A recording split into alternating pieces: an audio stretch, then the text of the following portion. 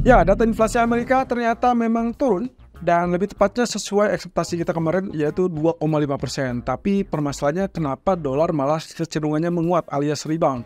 Mungkin ada sesuatu hal yang terlewatkan oleh kita dan itu yang akan kita coba kupas termasuk salah satunya bocoran untuk nanti malam yaitu ECB yang diperkirakan akan melakukan pemangkasan suku bunga. Ini dia ulasannya. Oke, jadi dalam minggu ini kita sudah beberapa agenda yang akan atau yang cenderung difokuskan oleh para pelaku pasar ataupun investor global. Dan salah satunya tadi malam sudah melihat data inflasi Amerika atau CPI yang kecenderungannya datanya relatif sesuai ekspektasi turun ke 2,5%. Dan itu berarti ada penurunan tambahan dari 2,9% bulan sebelumnya menjadi 2,5%. Sementara malam nanti kita akan lihat potensi pemangkasan suku bunga dari ECB yaitu sebesar 25 basis point. Kira-kira apa yang harus diperhatikan atau yang menjadi faktor penggeraknya? Ya, kalau misalnya kita lihat dan juga ditanyakan, kenapa inflasi Amerikanya turun tapi ternyata dolar malah cenderungnya menguat?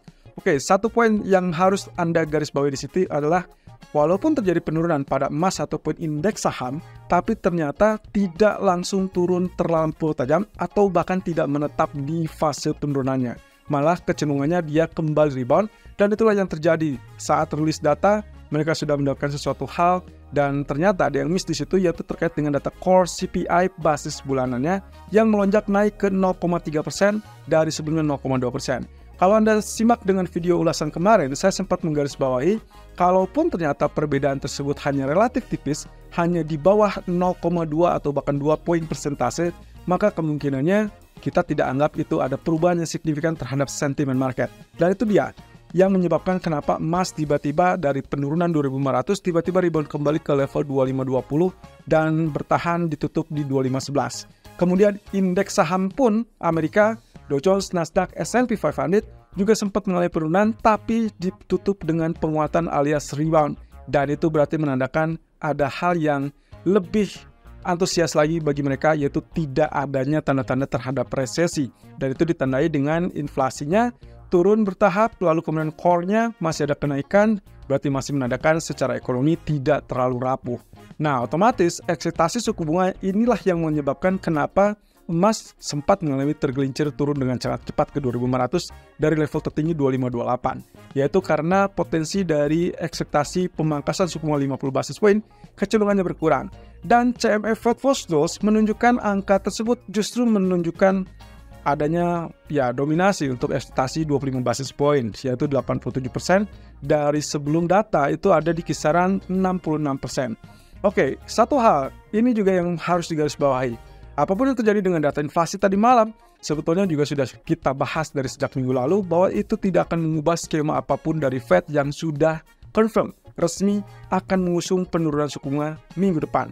Jadi, secara keseluruhan agregatnya saya tidak melihat ada perubahan sentimen yang signifikan terkait dengan data inflasi tadi malam. Terlebih kalau kita perhatikan lagi dari statement-statement Fed sebelumnya, mereka kecenderungannya menunjukkan bahwa fokusnya sudah bergeser bukan lagi inflasi tapi ke pasar tenaga kerja. Nah, sementara itu polling Reuters yang terbaru menunjukkan terhadap 101 ekonom, yaitu sekitar 92 dari 101 ekonom, menunjukkan atau memperkirakan pemangkasan 25 basis point saja untuk minggu depan. Dan itu berarti 17-18 September ya. Dan 65 dari 95 ekonom mengatakan mereka melihat ada potensi ada 3 kali pemangkasan suku bunga 25 basis point. So, garis bawah lagi teman-teman.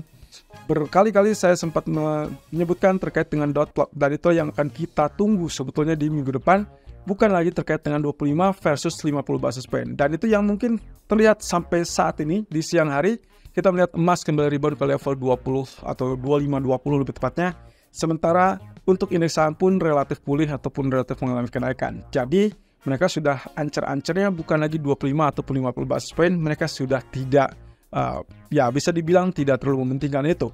Yang mereka pentingkan adalah apakah penurunan tersebut akan berkelanjutan atau tidak. Dan itu berarti masuk ke dalam dot plotnya atau proyeksi suku bunga ke depan.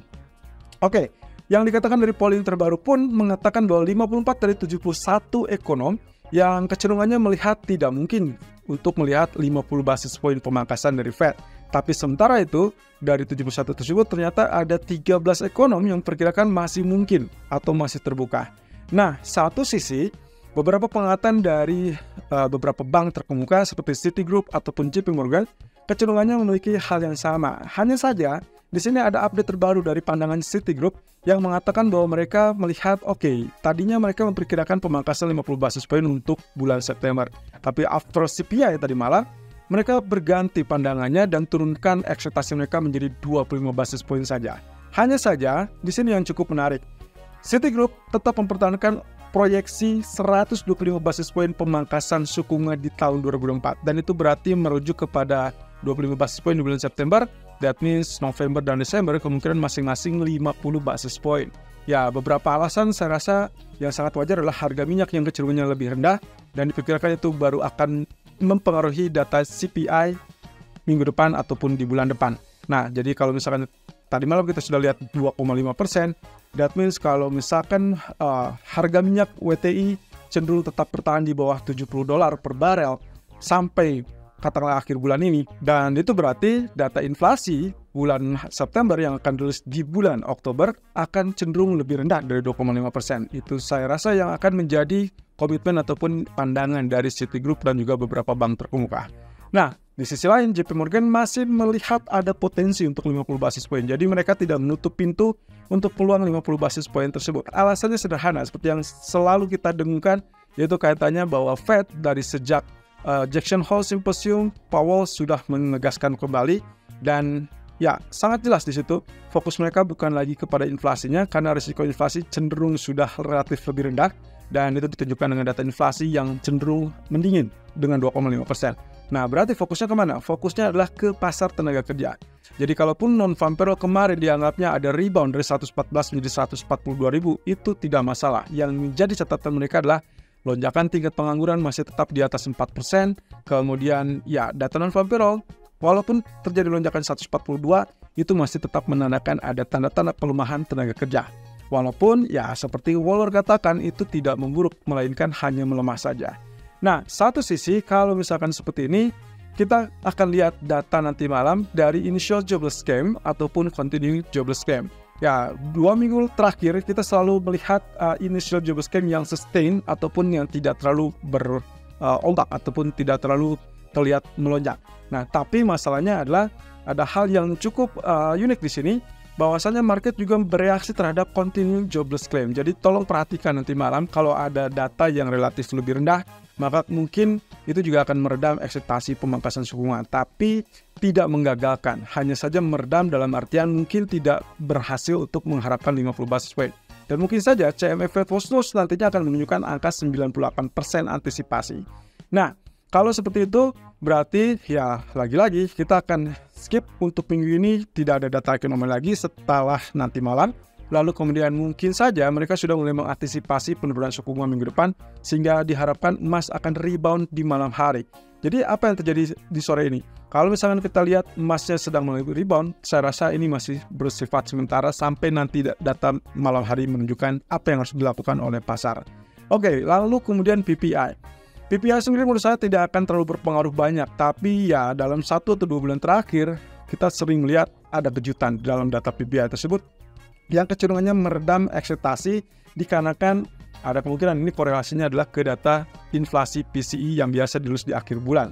Oke, berarti kemudian kita akan fokus mundur ke belakang, yaitu adalah data ataupun pengumuman suku bunga dari ECB. Kita sudah berkali-kali mengatakan 1 minggu terakhir terutama, yaitu terkait dengan sudah dipastikan 25 basis point akan dipangkas oleh ECB. So, fokusnya bergeser kepada ECB Press Conference dan juga Christine Lagarde Speaks, yaitu terkait dengan pernyataan mereka ataupun sikap mereka, atau sikap bank sentral lebih tepatnya. Apakah mereka akan terus mengusung tentang penurunan suku bunga atau tidak menjanjikan sesuatu hal terkait dengan kelanjutan suku bunga. Nah, Christine Lagarde juga akan diharapkan untuk memberikan ya mungkin gambaran terkait dengan proyeksi ekonomi ke depan dari ECB. Oke, ini adalah ekspektasi pasar yang kemarin kita sudah sempat tampilkan. So, kita masih menunggu sampai nanti malam ECB akan melakukan pangkas suku bunga, dan kemudian minggu depan adalah saatnya FOMC beraksi, dan itu yang akan diantisipasi oleh para pelaku pasar. Nah, Nomura merilis tentang proyeksi suku bunga nanti malam, yaitu terkait dengan ECB. Perkiraan mereka hampir sama dengan kami, yaitu melakukan pemangkasan 25 basis point dari 4,25 menjadi 4,0%. Kemudian juga fokus utamanya adalah tertuju, nah garis bawahi teman-teman, ini mirip dengan selalu yang kita tegaskan adalah fokusnya bukan lagi suku bunganya, melainkan tertuju pada pernyataan ECB press conference, kemudian juga pandangan terbaru terkait dengan proyeksi inflasi ke depan, dan sikap kebijakan mereka lebih tepatnya. So, yang diartikan sebagai sikap dovish dari ECB berarti mereka melanjutkan atau memberikan isyarat akan melanjutkan penurunan suku bunga. Ini adalah kaitannya dengan ekonomi yang cenderung melemah dari zona Eropa, kemudian juga proyeksi inflasi yang diturunkan. So, kalau itu terjadi, euro tetap bertahan untuk sell. Tapi kalau ternyata sikapnya hawkish, yaitu dengan pernyataan tidak berkomitmen untuk pemangkasan lebih lanjut, atau dengan kata lain mereka melihat ada kecenderungan untuk momentum pertumbuhan ekonomi, maka switch strategi dari sell menjadi buy, karena kemungkinan euro setelah turun menjelang sampai saat pengumuman suku bunga di malam hari bisa saja terjadi rebound.